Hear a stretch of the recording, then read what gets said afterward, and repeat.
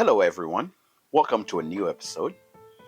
I'm Jack Bigadoo, also known as the Hood Sommelier, and today we are traveling to Texas. A lot of good whiskey have been coming out of Texas, but the question I have for you today is: have you ever heard of the name Heather Green?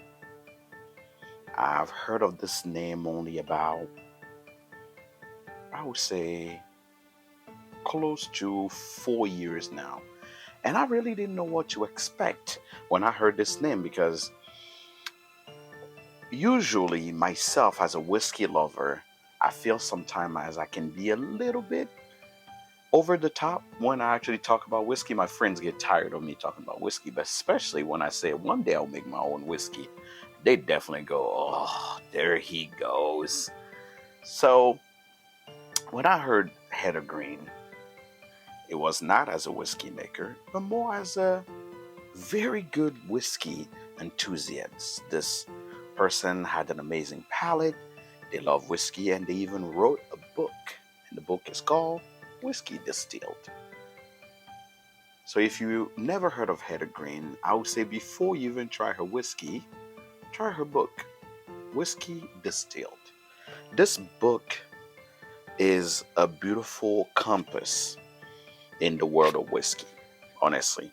The descriptors of whiskey, the do and the don't, sometimes not a lot of don'ts, but what's the best way to go about whiskey, aromas, what's your palate, which part of your brain smells. So it's more an in type dive of how what I do for a living is I review whiskey all the time. But what are the senses and what are the things I do prep or put in place to be able to give you a fair whiskey review? And that's what Heather did. For anybody that's trying to get into whiskey, she truly have the vocabulary and all the ins and out that you need. The- She may have, she may, she may as well have called this book "Whiskey for Dummies," and I will have bought it as well. Heather Green shows you, or at least I respect her enough because most people are quick to tell you notes and all the things you need to know about your whiskey. But truly, at the end of the day, if you understand how to taste your whiskey, understand when someone is describing whiskey, what are the, comprehend what they're saying, and at the end, understand how you can pair your whiskey and also understand a little bit of the business of whiskey, I believe you will be a well-rounded person. And here on the internet or on the podcast, we try to tell you about it, but sometimes reading about it also help. So she went on to create a distillery called um, part owner of a distillery called Milam and Greene. And Milam and Greene have been around a few years now, and she's the master blender of this distillery and has a team of other master blenders. And for me, she does an excellent job. Honestly, when I hear Texas whiskey, I get a little scared, honestly, because some of the Texas whiskey I've tried can be too hot, can be back and forth. So for me, it can be a little too much sometimes. But what I've tried from Heather Green have not been bad so far and have been good and have been balanced. And it shows you that being a whiskey lover before being a whiskey maker or whiskey blender can be an advantage because some people are just born into whiskey and maybe they don't know so much about whiskey. But enough about the person behind the whiskey. Let's talk about let's talk about this release. This release is a very small batch. Let's keep in mind this whiskey is sourced from Tennessee and Kentucky and aged in Blanco, Texas. So it's not Texas itself made whiskey, but it's Kentucky and Tennessee's whiskey that is aged in Texas. That Texas heat does affect the whiskey. And this very small batch was finished with charred French oak. The reason I was so excited is because I love French oak. For me, French oak is like it's like a chocolate gift. It's like Christmas. It's like a family reunion. That's how chocolate make me feel or reminds me of. But more than anything, French oak for me is probably the best way to give a whiskey so much character, right? This release is a small batch, so obviously will be restricted, but it's 54% ABV, 108 proof, and let's give it a taste.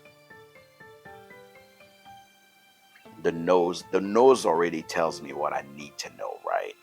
Ooh, nose is cocoa, apple, citrus, a little fruit is fruity. Nose is fruity and a little savory on the nose as well.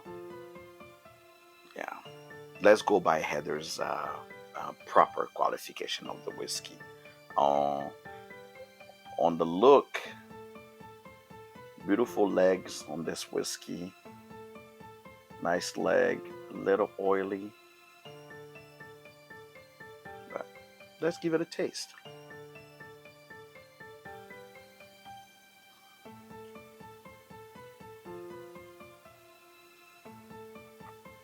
Mm.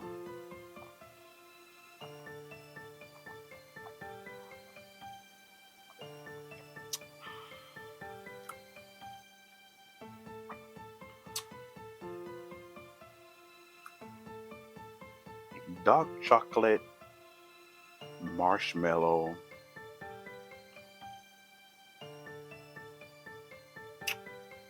s'mores. This is s'mores. That's how I would describe it. This is s'mores. This is a little. So this is a Arabic or Madagascar spicy dark chocolate s'mores and some biscuits, or I don't know. You guys call it graham crackers. That's what Americans call it. That's how I see it. That's literally what this is. So if you like s'mores with a little spice into it, this is it. This is it. This she was able to replicate graham cracker, Arabic or Madagascar dark spicy chocolate with marshmallow to give it s'mores. That's it. And the marshmallow burnt a little bit. That's literally how I would describe this whiskey. I don't have any other word to describe it for you. Tell me in a comment. Do you know who Heather Green is? Have you ever tried Milam Greene? And have you tried this specific expression, which is their very small batch, which is their whiskey finished in with French oak staves? Hmm, I'm intrigued. Only a few master blenders are able to actually create something this good.